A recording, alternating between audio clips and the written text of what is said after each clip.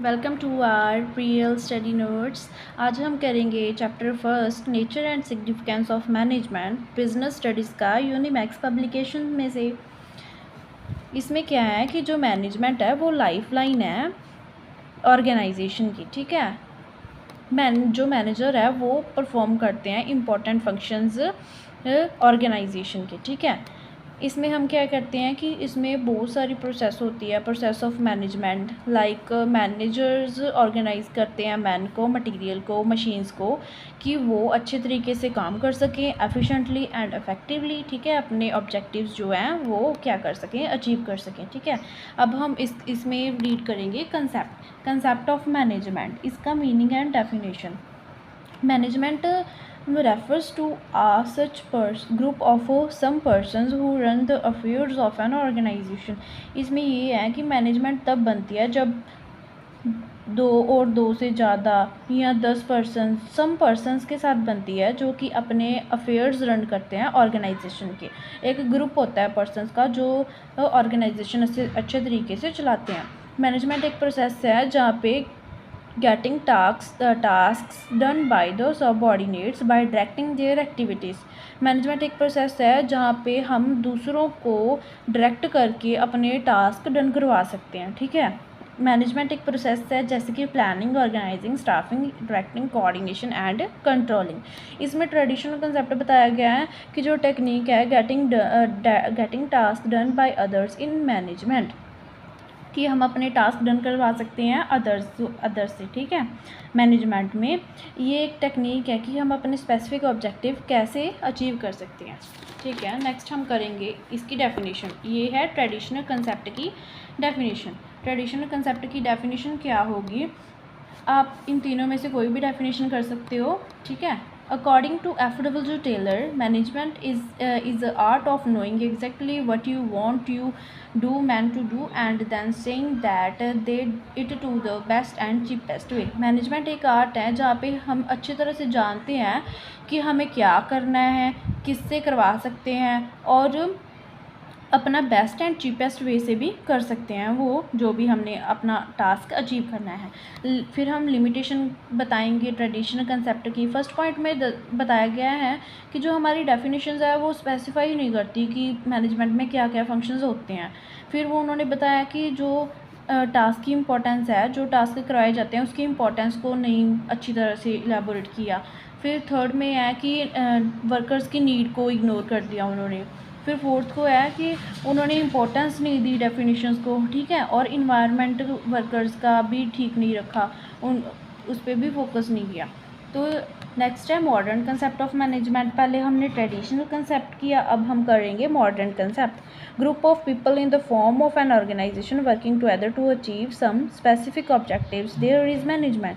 जहाँ पे group of people form होता है, ठीक है, जहाँ पे एक ग्रुप बनाते हैं पीपल्स का ऑर्गेनाइजेशन फॉर्म करने के लिए, वहाँ पे वो टुगेदर वर्क करते हैं स्पेसिफिक ऑब्जेक्टिव्स को अचीव करने के लिए। ठीक है, मैनेजमेंट एक प्रोसेस है जहाँ पे हम इन्वायरमेंट क्रिएट करते हैं, मेंटेन करते हैं इंडिविजुअल के बीच में। ठीक है, जहाँ पे वो एफर्ट्स लगाते हैं इकट्ठे। ठीक है, कोऑर्डिनेशन बनाते हैं अपने में, एक दूसरे में, कि हम अपने ऑर्गेनाइजेशन के स्पेसिफिक ऑब्जेक्टिव जो है वो एफिशिएंटली एंड इफेक्टिवली अचीव कर सकें। इसमें भी बहुत सारी डेफिनेशंस है, आपको जो भी अच्छी लगे वो आप कर सकते हो। मेरे according to Henri Fayol, to manage is to forecast and plan, to organize, to command, to coordinate and to control. Henri Fayol कहता है कि जो हम मैनेज कर सकते हैं, जैसे कि फोरकास्ट कर सकते हैं हम, ठीक है, फ्यूचर की जो भी पॉलिसीज़ होगी गवर्नमेंट की। ठीक है, या फिर हम अपने पास्ट प्रॉफिट्स रिकॉर्ड ले सकते हैं कि कितनी डिमांड हुई थी। ठीक है, वो फोरकास्ट कर सकते हैं, प्लान बना सकते हैं, ऑर्गेनाइज कर सकते हैं कैसे कैसे कौन कौन सी चीज़ें कैसे करनी है। ठीक है, कमांड दे सकते हैं, कोऑर्डिनेट एक दूसरे को टुगेदर हम क्या कर सकते हैं, रिस्पॉन्सिबिलिटी ड्यूटीज़ दे सकते हैं, कंट्रोल कर सकते हैं, सुपरवाइज कर सकते हैं। फिर इसके मेन एलिमेंट्स हैं मॉडर्न कंसेप्ट ऑफ मैनेजमेंट के, कि मैनेजमेंट एक प्रोसेस है। Management is a process. According to modern management एक प्रोसेस है जिसमें हम फंक्शन करवाए जाते हैं, रिलेटिंग होते हैं functions planning, organizing, staffing, directing and controlling के साथ। फिर है need for effective performance. Effective का मतलब ये होता है कि जो भी ऑब्जेक्टिव है ऑर्गेनाइजेशन के वो अचीव हो टाइम पर, ठीक है। Need for efficiency. एफिशिएंसी का मीन्स ये होता है कि जो भी हमारे फंक्शंस है वो कंप्लीट हो जाए मिनिमम पॉसिबल कॉस्ट में ही। फिर फोर्थ है last, achievement of organization objective. जो भी हमारे ऑर्गेनाइजेशन के ऑब्जेक्टिव है वो अच्छे से अचीव हो जाए, ठीक है। ये हम ज़्यादा इम्पोर्टेंस लेते हैं। इसमें बहुत सारे अदर भी कॉन्सेप्ट है जैसे कि activity, noun, group, discipline, process.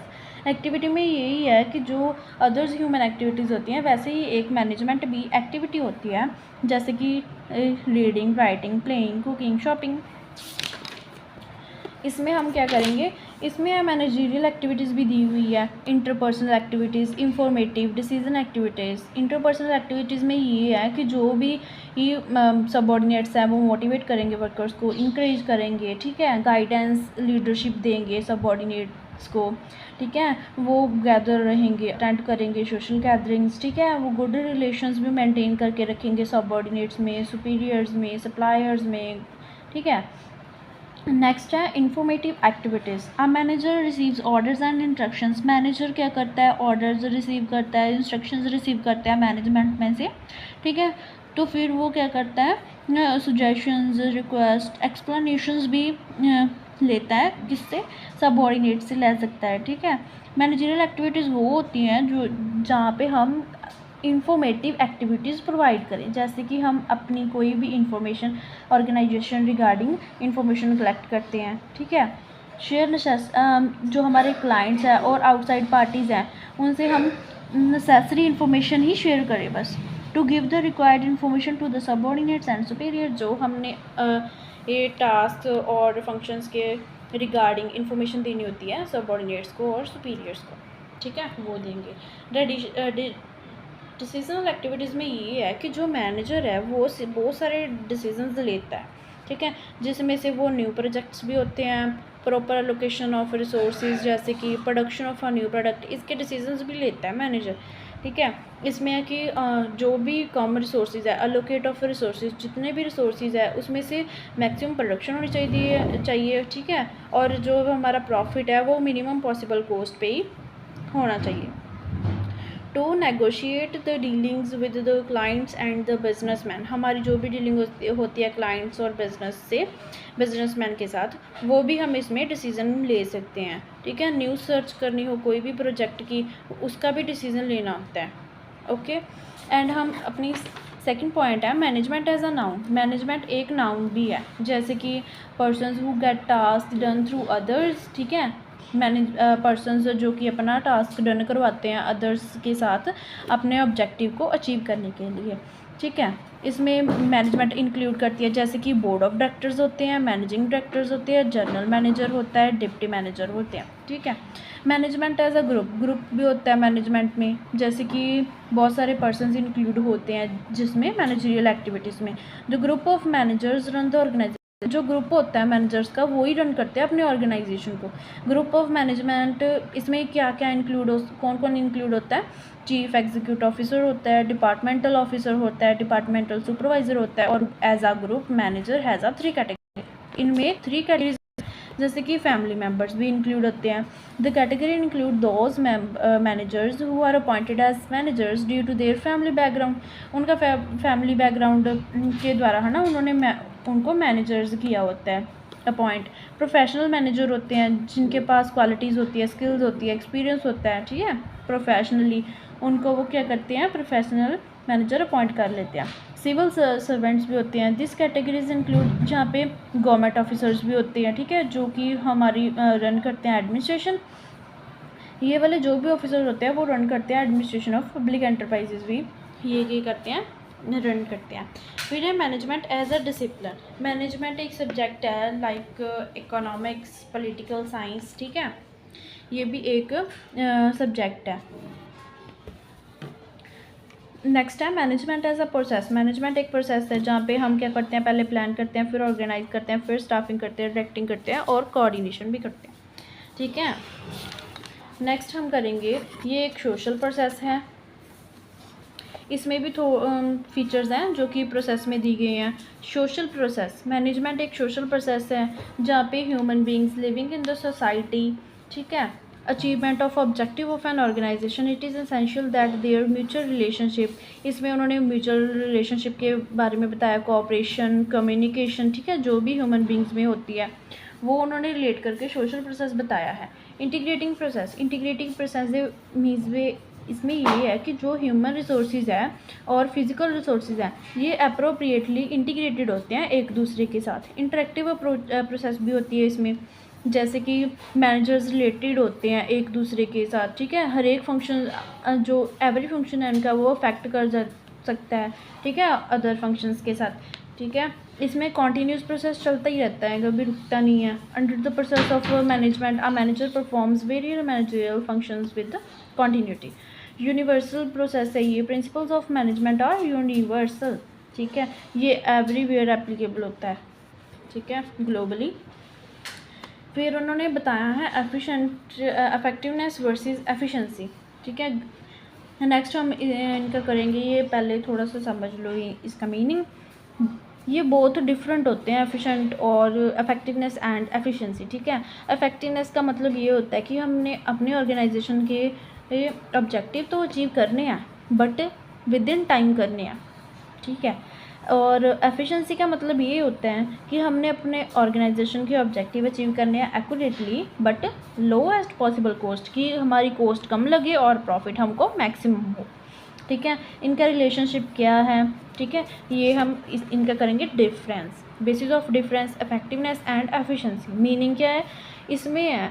Effectiveness means होता है कि जैसे कि हम अपने ऑब्जेक्टिव्स को अचीव करें टाइम पे।